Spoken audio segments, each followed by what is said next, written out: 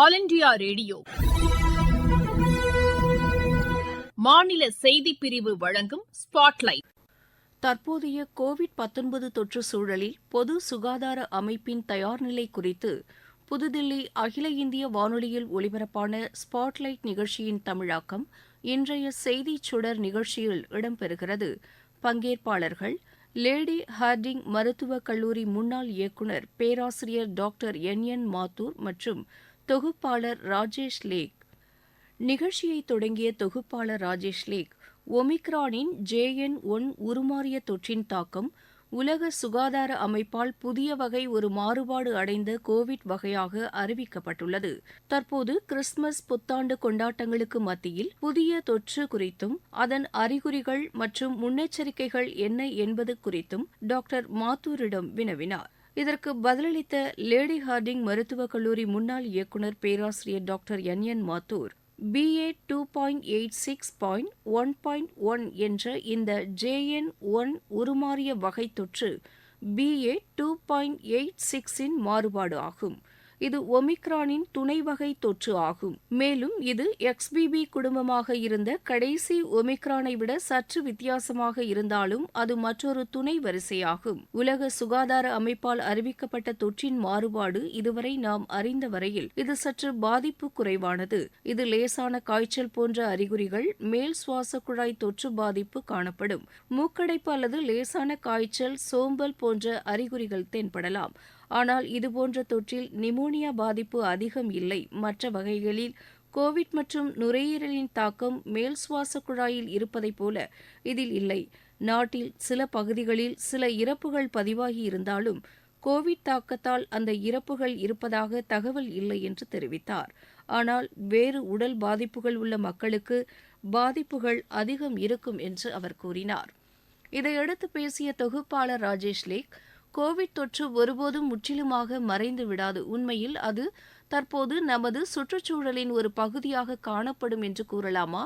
தற்போதைய உருமாறிய பிறழ்வு தொற்று மற்றும் புதிய மாறுபாடுகள் வருவதால் அவ்வப்போது தொற்று எழுச்சி மற்றும் வீழ்ச்சியின் கட்டங்களாகவும், பருவநிலை மாற்றங்களால் சுவாச வைரஸ்களின் விரைவான பரவல் உள்ளதாகவோ அல்லது குறைவதாகவோ கருதலாமா? இது உண்மையா என வினவினார்.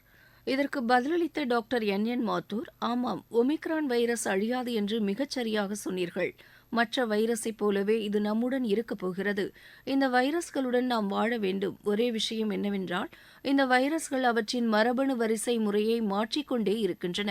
அதனால் மனித உடலில் அவற்றின் தாக்கம் மாறிக்கொண்டே இருக்கிறது. சில சமயங்களில் அவை லேசானவை, சில சமயங்களில் கொஞ்சம் ஆபத்தாக இருக்கலாம்.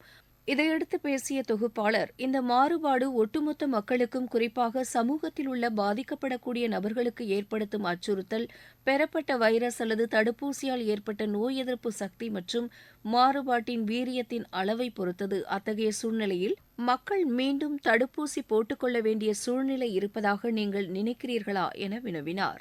இதற்கு பதிலளித்த டாக்டர் மாத்தூர், அது பற்றிய முடிவு சுகாதார அதிகாரிகளால் எடுக்கப்படும். ஆனால் ஏற்கனவே போடப்பட்டுள்ள தடுப்பூசிகள் JN.1க்கு எதிராகவும் பயனுள்ளதாக இருக்கும் என்பதை அறியலாம். எனவே தடுப்பூசி போட்டவர்கள் தற்போது பரவும் JN.1க்கு பொருந்தும். எனவே ஒரு தனி தடுப்பூசி தேவையில்லை. ஆனால் அனைத்து தடுப்பூசிகளும் உலக சுகாதார அமைப்பின்படி JN.1க்கு எதிராக பயனுள்ளதாக இருக்கும். ஆனால் மற்றொரு தடுப்பூசி அல்லது பூஸ்டர் டோஸ் தேவையா என்பது பற்றிய முடிவு பின்னர் எடுக்கப்படும் என தெரிவித்தார். அடுத்ததாக பேசிய தொகுப்பாளர் ராஜேஷ் லேக், வைரஸ் மாற்றமடையும் விதம், ஒரு சாதாரண மனிதனுக்கு வைரஸ் இருந்தால் அந்த வைரஸை அறிவியல் பூர்வமாக ஒழிக்க முடியுமா? அது எவ்வாறு மாறுகிறது? என்ன நடக்கிறது? தொடர்ந்து மாற்றமடையும் வைரஸ் அல்லது நாம் முன்பு கூறியது போல் வைரஸ் ஒருபோதும் மறைந்து விடாமல் இருப்பதற்கான தவறு எங்கே நடக்கிறது என கேட்டார். இதற்கு பதிலளித்த டாக்டர் மாத்தூர், இது டார்வினின் கொள்கை போன்றது. தகுதியானவர்களின் உயிர்வாழ்வு மற்றும் அவை மாறிக்கொண்டே இருக்கின்றன. மனிதர்களாகிய நாமும் உயிர் வாழ நம்மால் முடிந்ததை செய்வது போல வைரஸ் அதன் வடிவத்தை மாற்றிக்கொண்டே இருக்கும். தொடர்ந்து வைரஸ் நிலைப்பதற்கு அது தன்னால் இயன்றதை செய்கிறது. எனவே அது அதன் வடிவத்தையும் அது மாறும் வடிவத்தையும் மாற்ற வேண்டும். அது எவ்வாறு வடிவத்தை மாற்றியது அல்லது வடிவத்தை மாற்றவில்லை என்பதை கண்டறிய வேண்டும். இதையடுத்து பேசிய தொகுப்பாளர், மக்கள் தொகையில் நோய் எதிர்ப்பு சக்தி அதிகம் ஏற்பட்டு பருவநிலை மாறும்போது சுவாச வைரஸ்கள் குறைகின்றன. ஆனால் முழுமையாக மறைந்து விடாது. மேலும் அவற்றின் மரபணுக்கள் குறைந்த அளவில் புழக்கத்தில் இருக்கும் அல்லது அவை முன்பு தொற்றிய மனித உடல்களுக்குள் மீண்டும் பாதிப்பை ஏற்படுத்தலாம் என்பதை நான் புரிந்து கொள்கிறேன். புதிய தடுப்பூசி தேவையில்லை. தற்போது இருக்கும் தடுப்பூசிகள் வைரஸை எதிர்த்து போராட வல்லவை. பூஸ்டர் டோஸ் எடுக்கலாமா வேண்டாமா என்பதை அரசு முடிவு செய்து எங்களுக்கு தெரிவிக்கும் என்பதை உங்களிடமிருந்து கேட்பது மிகவும் மகிழ்ச்சி அளிக்கிறது என தெரிவித்தார். ஒரு சாமானியன் சளி மற்றும் இருமல் வந்தால் என்ன செய்ய வேண்டும்? தனக்கு வரும் இயற்கையான நோய் என்று எடுத்துக்கொள்ள வேண்டுமா? ஒருவர் எடுக்க வேண்டிய முன்னெச்சரிக்கைகள் என்ன? எப்போது நாம் எச்சரிக்கையாக இருக்க வேண்டும் என கேட்டார். இதற்கு பதிலளித்த டாக்டர் என் மாத்தூர், முன்னெச்சரிக்கை நடவடிக்கைகள் ஏற்கனவே இருந்ததைப் போலவே உள்ளன. அதாவது முகக்கவசம் அணிவது, தனிமனித இடைவெளியை கடைபிடிப்பது, 2 கைகளையும் கழுவிக்கொள்ளுதல் மற்றும் நெரிசலான இடத்தில் செல்லக்கூடாது போன்றவை அப்படியே இருக்கின்றன. ஆனால் அறிகுறிகள் மிகவும் லேசானவை மற்றும் காய்ச்சல் போன்ற அறிகுறிகள் போலவே இருக்கும். ஆனால் இந்த அறிகுறிகள் இருக்கும் போதெல்லாம் அந்த நபர் செய்ய வேண்டியது RT-PCR பரிசோதனை செய்து கொள்வதுதான். இது 2 வழிகளில் பலனளிக்கிறது. ஒன்று, நோய் அல்லது கோவிட் தொற்றால் பாதிக்கப்பட்டிருக்கிறார்களா என்பதை அறிந்து கொள்ளலாம். இரண்டாவதாக, அது நமக்கு தரும் மாதிரியையும் சீரற்ற முறையில் எடுக்கப்பட்ட மாதிரிகளையும் கொண்டு மரபணு பரிசோதனையை செய்ய NIV புனே மற்றும் NCDC ஆகிய ஆய்வகங்களுக்கு அனுப்ப முடியும். விஞ்ஞானிகளாக மரபணு வரிசை மாறுகிறதா இல்லையா என்பதை நாங்கள் அறிந்து கொள்கிறோம். அவ்வப்போது இந்த ஆய்வகங்கள் உலக சுகாதார அமைப்புக்கும் அதை தெரிவிக்கின்றன என தெரிவித்தார். இதையடுத்து பேசிய தொகுப்பாளர் ராஜேஷ் லேக், JN1 என்பது நீங்கள் குறிப்பிட்டுள்ளபடி BA.2.86 உருமாறிய தொற்று அல்லது ஒமிக்ரானின் வைரோலா துணை மாதிரி தொற்றாகும். இது முதலில் லக்சம்பர்கில் கண்டறியப்பட்டது. பின்னர் இது இங்கிலாந்து, ஐஸ்லாந்து, பிரான்ஸ் மற்றும் US மரபணு தொற்று பாதிப்பு உள்ள அனைத்து நாடுகளிலும் காணப்பட்டது. இப்போது குளிர்காலத்தில் வைரஸ் வராது என்று மக்கள் கூறினர். அதாவது இவை அனைத்தும் வதந்திகள். எவ்வளவு உண்மை என்பதை நான் உங்களிடம் கேட்க விரும்புகிறேன். அதிக வெப்பமான சூழ்நிலைகளில் அல்லது மிகவும் குளிராக இருக்கும்போது இந்த நோய் தொற்று உருவாகுமா? இதற்கு ஏதேனும் தொடர்பு உள்ளதா என வினவினார். இதற்கு பதிலளித்த டாக்டர் என் மாத்தூர், மருத்துவர்களுக்கு தெரிந்தவரை நேரடி தொடர்பு இல்லை. நோய் தொடங்கிய போது கோடை காலத்தில் வைரஸ் உயிர் வாழாது என்று நினைத்துக் கொண்டிருந்தார்கள். ஆனால் தொற்று வகையில் அதிகபட்ச பாதிப்புகள் 2021 மே மாதத்தில் அல்லது குளிர்காலத்தில் கூட ஏற்படுகின்றன என்பது நன்கு தெரியவந்தது.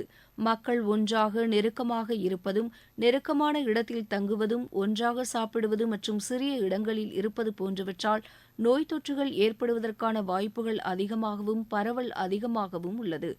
எனவே நோயை பொறுத்தவரையில் குளிர்காலம் அல்லது கோடைகாலம் என்பதெல்லாம் உண்மையில் எந்த தொடர்பும் இல்லை என தெரிய வந்துள்ளதாக அவர் பதிலளித்தார். இதையடுத்து பேசிய தொகுப்பாளர் ராஜேஷ் லேக், தற்போதைய ஆதாரங்களின் அடிப்படையில் JN1 வைரோலாவை விட அதிக திறனற்றதாகவும் அதிக நோய் எதிர்ப்பை தவிர்க்கக்கூடியதாகவும் தோன்றுகிறது. ஆனால் அதிக வீரியம் மிக்கதாக இல்லை. இந்தியாவின் முதல் தொற்று பாதிப்பு கேரளாவில் ஏற்பட்டது. அந்த பெண்ணுக்கு 79 வயது. அவர் லேசான பாதிப்பை மட்டுமே எதிர்கொண்டார் என குறிப்பிட்டார். இதற்கு விளக்கமளித்த டாக்டர் என் மாத்தூர், அது முற்றிலும் சரி. இந்தியாவில் இதுவரை சுமார் 300 பேருக்கான நிகழ்வுகளில் இந்த வகை தொற்று மிகவும் பாதிப்பு குறைவாக இருந்தது மற்றும் 5 உயிரிழப்புகள் பதிவாகியுள்ளன. மற்றபடி அவர்களுடன் தொடர்பில் இருந்து தொற்றால் பாதிக்கப்பட்டவர்கள் மற்றும் வைரஸ் தாக்கத்தில் அவ்வளவு வீரியம் மிக்கதாக இல்லை என தெரிவித்தார்.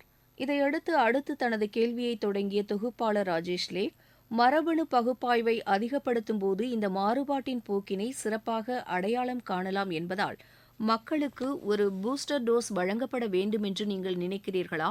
நீங்கள் பூஸ்டர் டோஸுக்கு பரிந்துரைப்பீர்களா என வினவினார். இதற்கு பதிலளித்த டாக்டர் என் மாத்தூர், ஆம், தர்க்க ரீதியாக பேசினால் அது ஏற்படுத்தும் நோய் கொஞ்சம் தீவிரமானதாக இருந்தால் பூஸ்டர் தேவைப்படும். ஆனால் ஒவ்வொரு ஆண்டும் உங்களுக்கு காய்ச்சலுக்கு தடுப்பூசி போடுவது போல் இருக்கும் என்று நான் கருதுகிறேன். ஒமிக்ரானுக்கும் அல்லது கோவிட்டுக்கும் ஒருமுறை ஒரு தடுப்பூசி தேவைப்படும். 1 வருடம் அல்லது 2 வருடங்களுக்கு ஒருமுறை அது சாத்தியமாகும் என்பது எனது கருத்து என தெரிவித்தார். இதையடுத்து நிகழ்ச்சியில் பங்கேற்ற லேடி ஹார்டிங் மருத்துவக் கல்லூரியின் முன்னாள் இயக்குநர் பேராசிரியர் டாக்டர் என் மாத்தூருக்கு நன்றி தெரிவித்து விவாதத்தை நிறைவு செய்தார் தொகுப்பாளர் ராஜேஷ் லேக். நேயர்கள் இதுவரை கேட்டது ஸ்பாட்லைட்.